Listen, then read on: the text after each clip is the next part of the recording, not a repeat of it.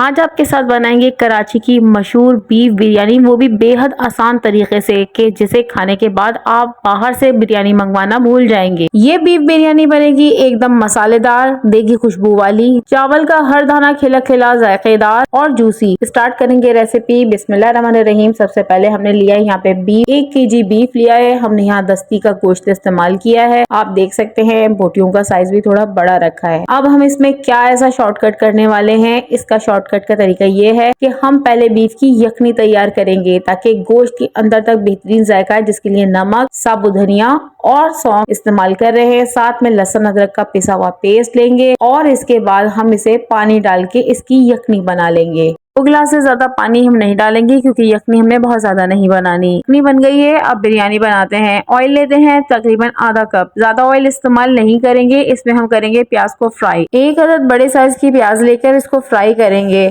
गोश्त की जो हमने यखनी बनाई थी, इसमें से बोटी और यखनी को हमने अलग कर लिया है। आगे चल के मैं इसका सारा आपको एक कंक्लूजन बताऊंगी जो आपने एंड में सुनना है लाजमी तौर पे। फ्राई की हुई प्याज में जाएंगे अब कुछ खड़े गरम मसाले, जैसे तेज पत्ता है, दालचीनी है, बड़ी इलायची है, लौंग, सब्ज इलायची, काले मिर्च और जावित्री। बहुत ज्यादा गरम मसाले इस्तेमाल नहीं करने, थोड़े थोड़े आप डालेंगे ताकि इससे अच्छी खुशबू आएगी बिरयानी में। इसके बाद हमने इसको करना है प्याज में डाल के हल्का सा फ्राई, बहुत ज्यादा नहीं, बहुत हल्का सा फ्राई करना है कि इसकी खुशबू आ जाए। ये बहुत जरूरी स्टेप होता है। इसके बाद मैं इसमें 2 टेबल स्पून भर के डाल रही हूँ लहसुन अदरक का पेस्ट और इससे हम करेंगे प्याज की भुनाई। इस रेसिपी में मैंने प्याज को बिल्कुल नहीं निकाला क्योंकि प्याज से हमने बनाना है इसका असल में मसाला और वो बहुत जरूरी है। थोड़ा सा हम डालेंगे इसमें यखनी, सारी नहीं थोड़ी सी डालेंगे और भूनते रहेंगे प्याज को और लहसुन अदरक को। अमूमन जो बिरयानी बनाते हैं उसमें तमाम तली हुई प्याज को बाहर निकाल लिया जाता है और उसको बैंड में लगाते हैं, लेकिन इसमें हम थोड़ा डिफरेंट करके बनाएंगे। अब इसमें मैं डाल रही हूँ बिरयानी मसाला। बिरयानी मसाला आप चाहें तो पैकेट का ले लें या आप घर का बना हुआ ले लें, रेसिपी मैंने लिंक बॉक्स में डाल दी है। बिरयानी मसाले के साथ ही 4 अदद आलू मैंने डाल दिए हैं। आलू बॉयल नहीं है, ये कच्चे आलू हैं और इसको मैंने डाल दिया है मसाले के साथ भूनने के लिए। अब इसमें तमाम बची हुई यखनी डालेंगे और आलू और मसालों को यखनी के साथ अच्छे से पकाएंगे। हमने गोश्त ऐड नहीं किया, इसकी वजह यह है कि गोश्त अच्छे से गल चुका है। अगर हम मजीद इसे पकाएंगे तो वो बहुत ज्यादा सॉफ्ट हो जाएगा और जब आप बिरयानी निकालेंगे तो आपको बोटियां बिल्कुल नजर नहीं आएंगी। अब आलू में हम डालते हैं टमाटरों का पेस्ट। 4 अदद टमाटर लेके उनका मैंने ग्राइंड करके डाला है। इससे ये फायदा होता है कि टमाटर के टुकड़े मुंह में नहीं आते और तमाम बिरयानी में इसका जायका रच बस जाता है। बहुत ही जबरदस्त स्टेप है, तमाम पकवान वाले यही स्टेप अपनाते हैं।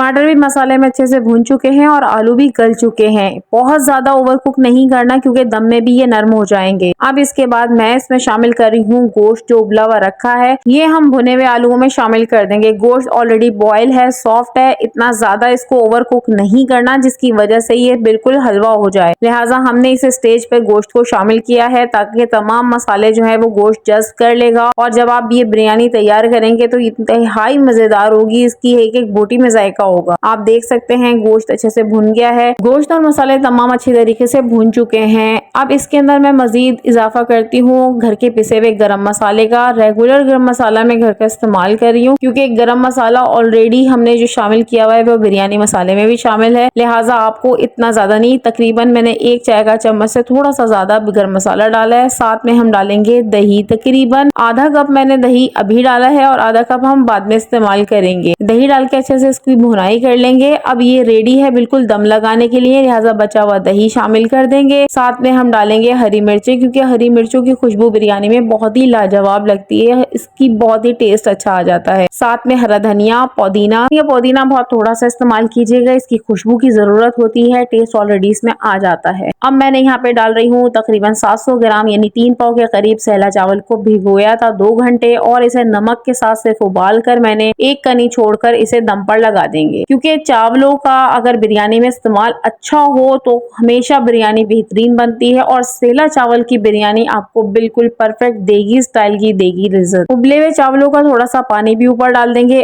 और एक खास टिप देती हूँ कि जब चावलों में एक उबाल आ जाए आपने नमक तो डालना ही डालना है, लेकिन एक नींबू निचोड़ के डाल दीजिएगा, इससे आपको बहुत जबरदस्त रिजल्ट मिलेगा। 1 चाय के चम्मच जर्दे के रंग में 2 टेबल स्पून केवड़ा वाटर का इस्तेमाल करके इसे मिक्स कर लेंगे। मैं हमेशा केवड़ा वाटर का इस्तेमाल करती रखती हूँ, केवड़ा एसेंस इस्तेमाल नहीं करती। इससे बहुत अच्छा टेस्ट आता है और खुशबू चाहिए होती है हमें सिर्फ इसकी। चावलों को दम लगे 20 मिनट हो चुके हैं। अब इसमें मैं जर्दे का रंग ऐड कर रही हूँ। इससे क्या होता है कि तमाम चावल जो हैं वो एकदम येलोइश नहीं हो जाते और अलग अलग कलर के लगते हैं। 5 मिनट इसे हम ऐसे ही दम पर छोड़ देंगे और उसके बाद इसे सर्व करने की तैयारी करते हैं। आप सिर्फ ये देखें कि चावलों का एक एक दाना खिला खिला अलग अलग नजर आ रहा है और जब आप इसे खुद घर में बनाएंगे ना, आप इसकी तारीफ किए बगैर खुद भी नहीं रह सकते, क्योंकि आप हैरान हो जाएंगे कि इतनी परफेक्शन, इतना जबरदस्त टेस्ट आपने घर की बिरयानी में हासिल कर लिया। सिर्फ आपको एक चीज का खास ख्याल रखना है, वो है बिरयानी मसाला। बिरयानी मसाले में आपके तमाम चीजें मौजूद होती हैं, लिहाजा एडिशनल प्लीज कुछ और चीज मत डालिएगा, चाहे वो आप पैकेट का लें या घर का लें। जरूर इस बात का ख्याल रखें कि बाज रेसिपीज में ये दिखाया गया होता है कि बिरयानी मसाले का भी इस्तेमाल कर रहे हैं और अलग से मसाले का, उससे बहुत ज्यादा